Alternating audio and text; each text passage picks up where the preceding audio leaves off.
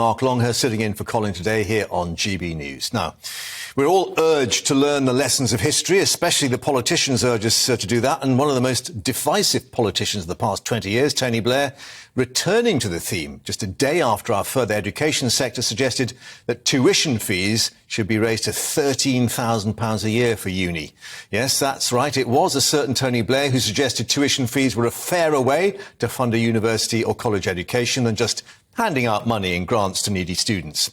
But that policy is something today's undergraduates and graduates might question as they face repaying their loans at an interest rate of 6.6%, double what the mortgage rate is. Anyway, another lesson plan has now been released by the rather grandly entitled Tony Blair Institute for Global Change.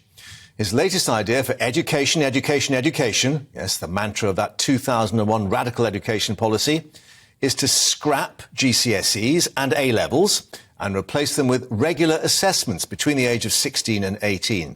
Now, critics, of course, say such a system has led to grade inflation during lockdown as teachers were allowed to effectively mark their own success, not their failure.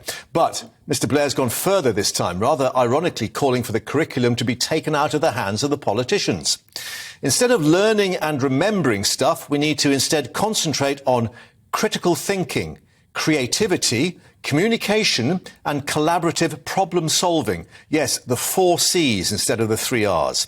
Well, it's an approach long debated by educationalists, but in what may be a warning from the past, yes, a history lesson, the reforming zeal in which the Blair Institute has cloaked this announcement. We are, warns the Institute for Global Change, pursuing analogue learning for a digital age, where the workplace is increasingly shaped by automation and artificial intelligence.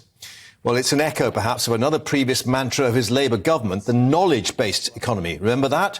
Where old-fashioned ideas of actually making things by bashing bits of metal led to a huge decline in manufacturing. Indeed, many in Birmingham tonight gathering for that latest Conservative leadership hustings may reflect on that particular lesson after our motorbike, car and associated industries all disappeared one by one. What price old-fashioned apprenticeships now, perhaps? So, when marking this latest paper, we might award the Blair Institute a B-. Good effort, but could do better, especially concentrate on the history a bit more.